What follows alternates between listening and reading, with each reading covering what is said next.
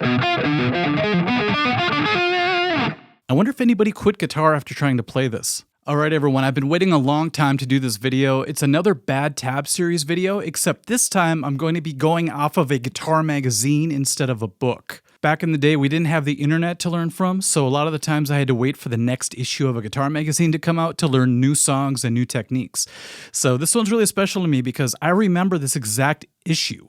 Back in the day, I would listen to Flight of the Wounded Bumblebee and just freak out because I had no idea how he was doing it. So when this issue came out and I saw that they covered it, I was so excited. That excitement was very temporary because as soon as I started to try to learn it, I realized it was impossible for me to play at the level I was at. And it's really funny because I try it today off of this tab and I still can't really play it. So you can imagine my frustration back in the day. So I just love these old magazines. They have all the nostalgic ads in them.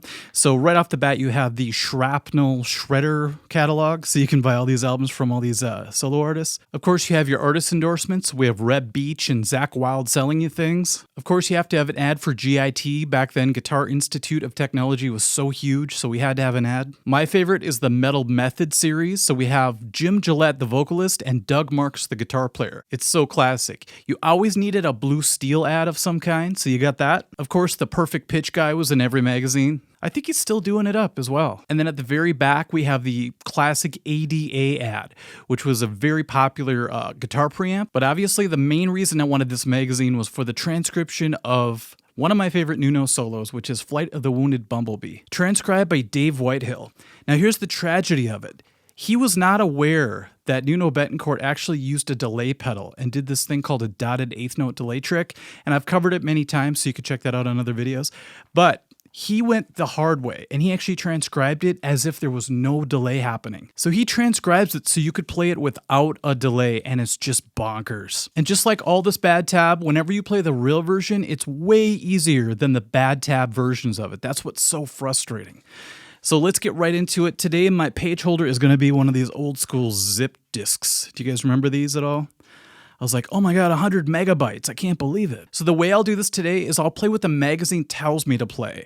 And usually that's going to be the way harder version of it. But I'll also show you what Nuno Bettencourt does with and without the delay so you can really hear what's going on. So right off the bat, we have a really funny anomaly because it says to go 21st fret to 23rd fret and do this series of pull-offs.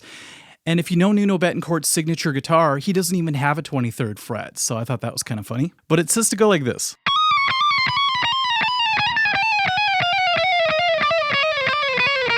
Which is actually pretty difficult to do those chromatic pull-offs like that fast, and that wasn't even close to the real speed. It would have been better if he would have had us picking everything. I think it would have sounded more like the original. Even though that was a really sloppy version of it, but at least it sounds a little bit more attacky like his does. Attacky, is that an adjective? It is now. Okay, so you saw what the magazine said to do, right? All these crazy pull-offs. This is what Nuno Bettencourt actually does. Now, people that have never heard the delay trick might not believe me, but I'm going to add delay and play exactly what I just did. Check this out.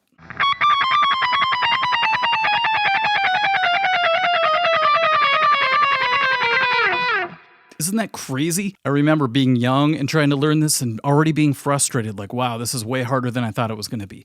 But wait till the next part. So this time I'm going to show you what Nuno Bettencourt does first. That's it. If you add delay.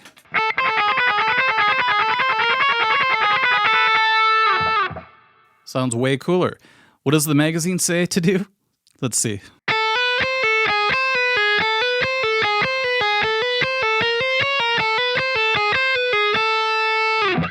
That is an insane exercise. If you just want to challenge yourself and do something really difficult, try to do that up to speed. Okay, so I'll try it a little faster.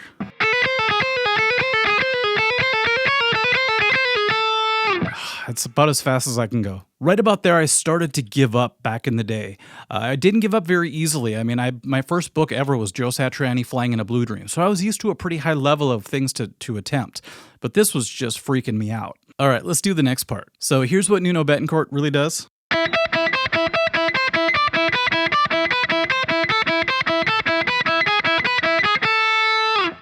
With delay.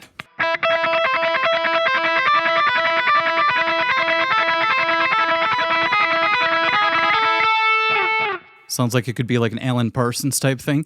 All right, let's see what the book has us doing, or the magazine, I should say. I'm so used to books. Oh my goodness.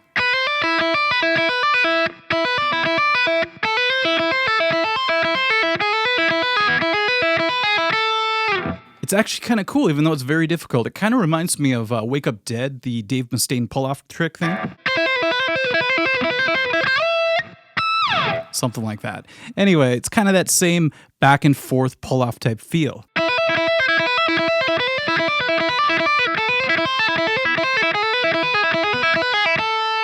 Once again, a really great challenging exercise, but try doing that up to speed. Insane. All right, I think you're going to love this next part. There's this really cool Randy Rhoads diminished 2-note per string climb coming up, and really Nuno Bettencourt's just doing this.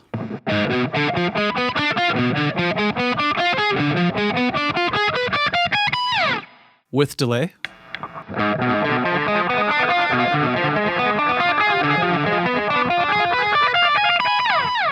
I love the way that sounds, the way it follows you up the stairs. It's kind of cool. It's like a ghost following you up the stairs at Luigi's Mansion or something. Now, Dave Whitehill wants us to play all the notes, and this is where things get really scrambled, because check this out. That's okay. It's still really difficult. But then the next part, you could see that you want to play the low B, and then he has us jumping up to the 3rd string 10th fret, just like out of nowhere. And then continuing walking up. That's because it's really done with the delay, like we know. So that last note, that last high note got delayed into the next part. But since we're not using a delay from this transcription, you actually have to play it, which makes you do these really weird jumps. I wonder if anybody quit guitar after trying to play this. All right, I knew this next part was just going to be a hot mess because Nuno Bettencourt does this pedal tone, and then he does these other notes on top of it. Sounds so cool with the delay. First, I'll do it without the delay. This is the Nuno version.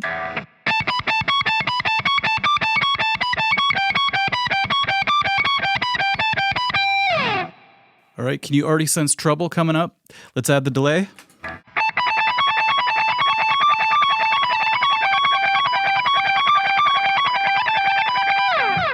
One of my favorite parts. It almost sounds like slow tremolo picking, doesn't it? Okay, magazine, what do you say to do?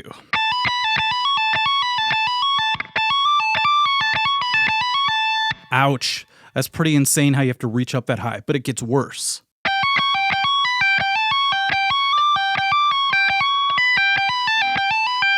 Oh, you gotta be kidding me. You have to reach from the 15th fret up to the 21st fret with your ring finger and play the 22nd fret with your pinky. So you're doing this insane stretch. Oh,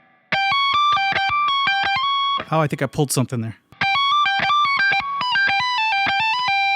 Once again, it's a very Dave Mustaine-esque type stretch, and it hurts. And it's really frustrating to know you could have just done this. All right, now the part that's pretty difficult, whether you do it the real way or the way the magazine says. So here's the Nuno way. So that walk down's kind of tough because you're changing positions so fast with delay. Sounds awesome with delay. The magazine is not very charitable for this part. It wants you to do 2 strings and these really awkward shifts.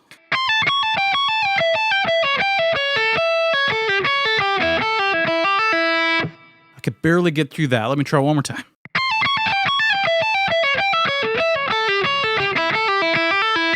And now watch the real version again.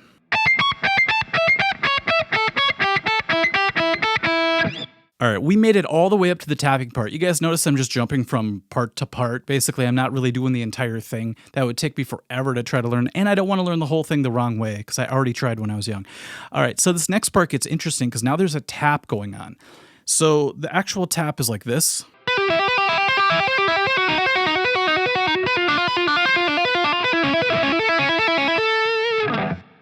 Pretty standard, you know, if you do it the right tempo, it just kind of flows. Let's add some delay.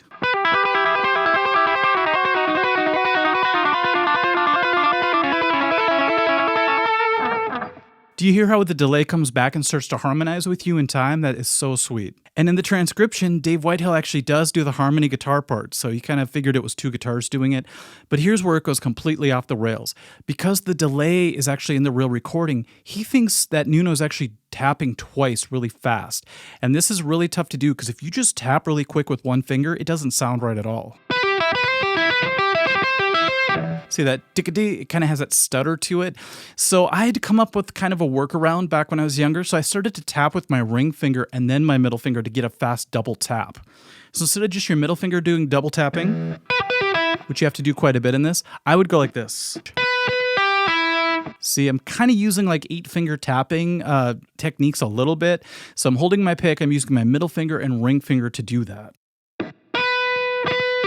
It's like an exchange. Doesn't always work though. Let's try it real slow.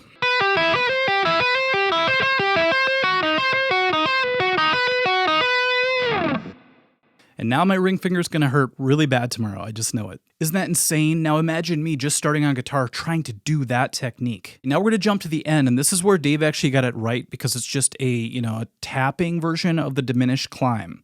And then we end with 3 power chords.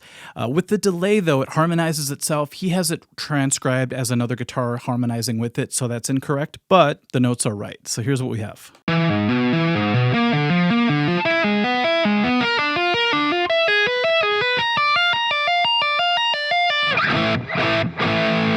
And that's the end. If you add delay, you will have that auto harmonizing feature going on here. I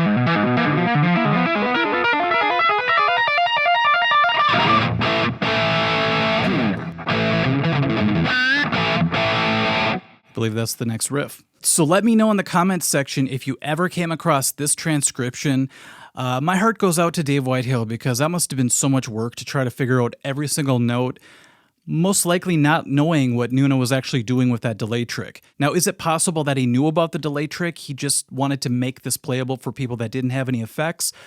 I doubt it, because I don't know if anybody would want to put themselves voluntarily through that kind of torture, but who knows? But my heart also goes out to all the people that tried to play this tab and found it so frustrating that they just give up on it. That's actually what happened to me until I bought the book, the Porno Graffiti official tab book, which is a complete mess on its own. But that part of the song they actually got correct. So they said, use the delay for this part, and then it's played like this, and they got it really close to what Nuno actually does. So, all right, everyone, hopefully that was fun to watch. I know I'm kind of in pain right now. I'm not used to doing ring finger tapping, and just trying to get through this was such a task. I feel like I got technically better, and actually I should be using some of this as just warm-ups or practice materials. All right, everyone, thank you for watching once again, and we'll see you at the next video. Bye-bye.